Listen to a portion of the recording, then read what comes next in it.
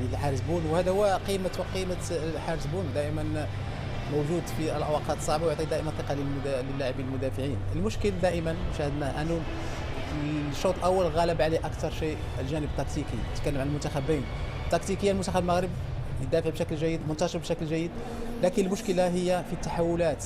دائما عندما نستلم الكرة أو نستخلص الكرة ليست هناك سرعة، المفروض تلعب على سرعة، خصوصا كما قلنا في ظاهري المدافعين على الأطراف، ما شاهدنا زياش ولا حتى بالنسبة لبوفال، عليهم أن يكونوا أكثر خطورة وأكثر سرعة.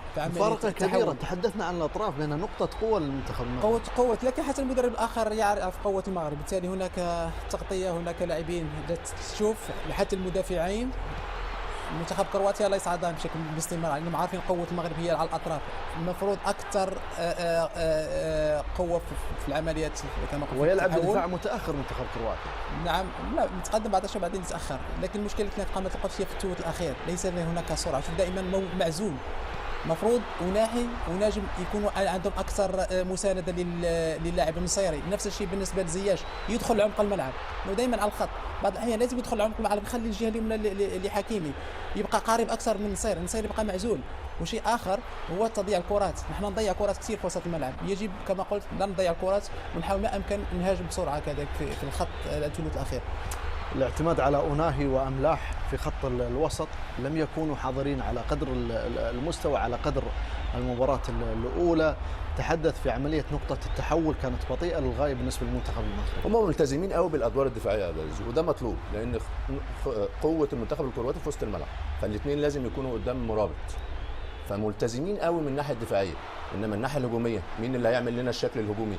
واحد فيهم لازم يساند الثلاثة اللي قدام، بجانب ان بوفال ما عجبنيش تحركاته، لازم يتحرك ورا النصير، هو واخد الخط، لا في كرات بعض الكرات لازم تقطع وراه، لازم تقطع في العمق عشان يبقى في شاهدنا زياش اكثر في اختراقات. ما هو زياش واخد الخط ويخش بالعمق ويلعب الكره العرضيه. مين اللي هيقابل الناحيه العكسيه؟ بوفال.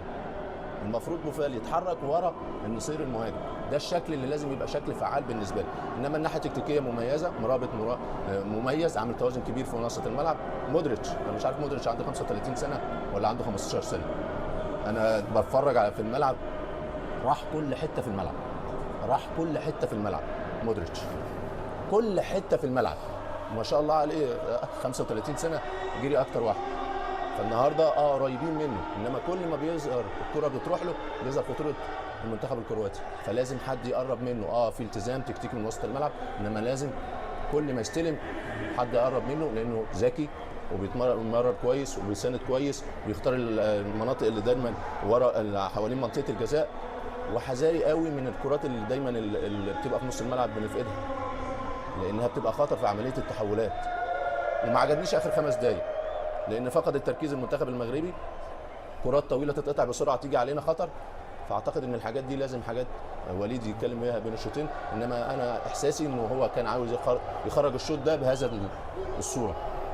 فاعتقد انه لازم الشوط الثاني يبقى فيه تحسن من الناحيه الهجوميه، حد يساند في وسط الملعب مع تحركات بوفال ورا النصيري في العمق. شاهدنا حذر، لربما المنتخب الكرواتي كان حذر، لربما ايضا هناك تعليمات من زلاتكو بان حذاري من هذا المنتخب. السيناريو الذي حدث لمنتخب الارجنتين من الممكن ان يتكرر لاي منتخب كان، حتى ولو كان وصيف للعالم في كاس العالم الماضي.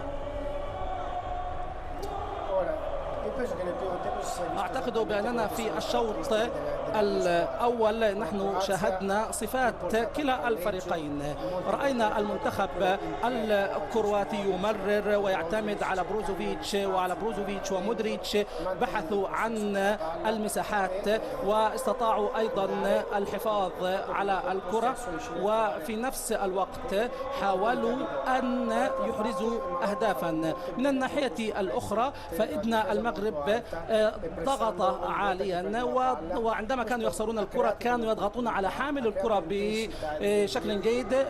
بحثوا أيضا عن اللعب بكثافة وصنعوا بعض الفرص، واستطاع المنتخب الكرواتي الخروج من هذا الضغط من خلال التمرير السريع والتمريرات الصحيحة. وعندما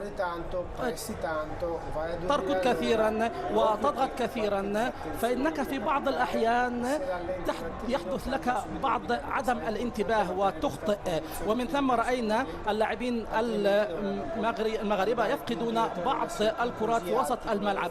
وعندما تضغط بهذه الطريقة فإنك تدافع عن وسط الملعب، وهذا ما كان مطلوبا من المنتخب المغربي. لكن المنتخب المغربي كان عليه أن يقوم بشيء ما في الهجوم. ما كان ينقص المغرب هو الشق الهجومي.